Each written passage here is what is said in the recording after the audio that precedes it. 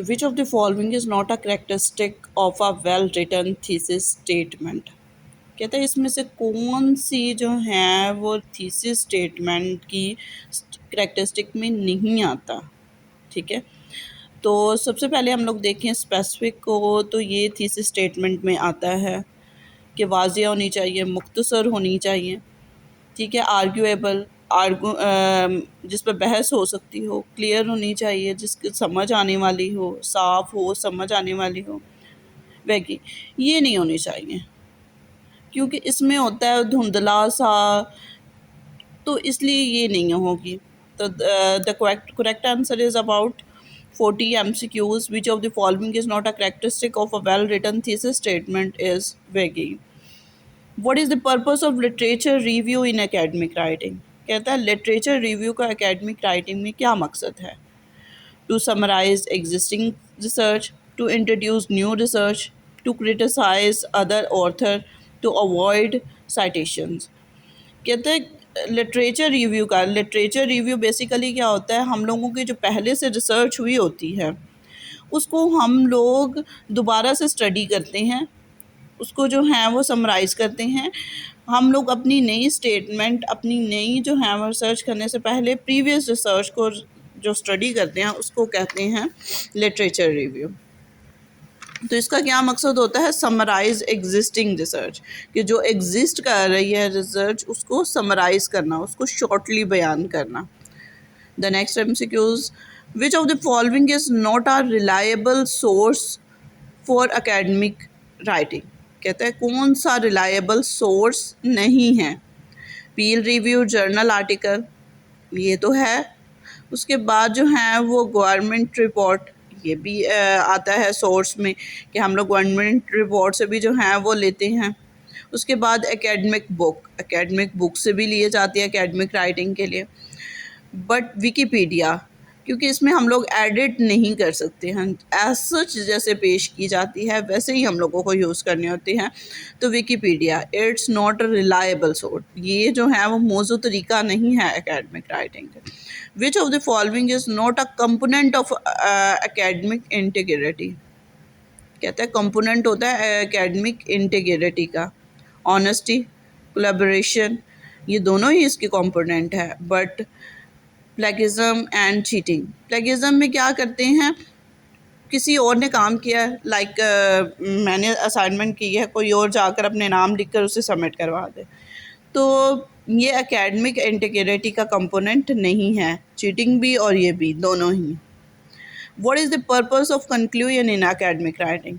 Conclusion का academic writing में क्या मकसद होता है, to summarise the main points को समराइज करना। Which of the following is not a common mistake in academic writing. Academic writing की कॉमन मिस्टेक कौन सी हैं। लैक ऑफ क्लैरिटी, क्लियर नहीं लिखा होता। Over use of citation, repetition of ideas, मतलब दोबारा से जो हैं वो रिपीट करके हम लोग आइडियाज़ बयान करते हैं। इनकॉन्सिस्टेंट फॉर्मेटिंग, ये सब कुछ ही मिस्टेक्स हैं। But over use of citation, कि बहुत ज़्यादा हम लोग रेफरेंसेस यूज़ किए जा रहे हैं, साइटेशंस यूज़ करें, तो ये जो है वो मिस्टेक है कि बहुत ज़्यादा यूज़ करना जो है वो रेफरेंसेस यूज़ करना इट्स गुड, बट बहुत ज़्यादा over use of citation it's not a mistake of academic writing. What is the role of evidence in academic writing. Academic writing में एविडेंस का क्या किरदार होता है, टू सपोर्ट आर्गूमेंट। बेसिकली जो हम लोग सबूत दलाइल पेश कर रहे होते हैं तो ये क्या करते हैं, सपोर्ट करते हैं आर्गूमेंट का। What is the purpose of formatting in academic writing.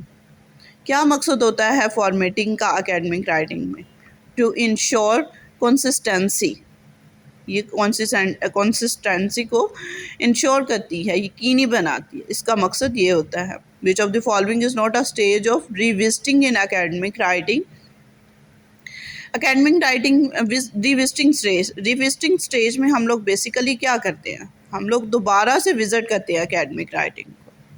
ठीक है, डिलीट अननेसेसरी इन्फॉर्मेशन, यस, जब हम लोग रिविज़िट करते हैं तो हम लोग अननेसेसरी इन्फॉर्मेशन डिलीट कर देते हैं। रीराइटिंग सेंटेंस फॉर क्लैरिटी, हम लोग री राइटिंग जो है वो करते हैं, जो दोबारा से लिखे होते हैं सेंटेंस उनको जो हैं वो करते हैं, क्लैरिटी करते हैं, करेक्ट स्पेलिंग करते हैं, ग्रामर एरर्स जो हैं वो ठीक करते हैं। But adding a new ideas हम लोग ये ब्रेनस्टॉर्मिंग में करते हैं, रिविजिटिंग स्टेज में नहीं करते हैं।